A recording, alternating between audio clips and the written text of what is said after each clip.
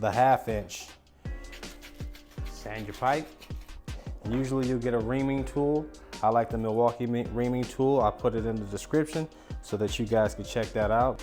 When you're doing these water piping, you're constantly using your reamer, okay?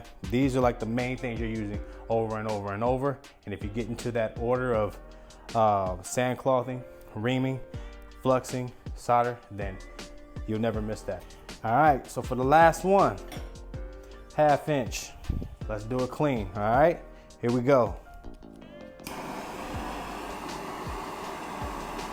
Heat it up, all sides. Okay, this is 1/2 inch, so it'll go fast.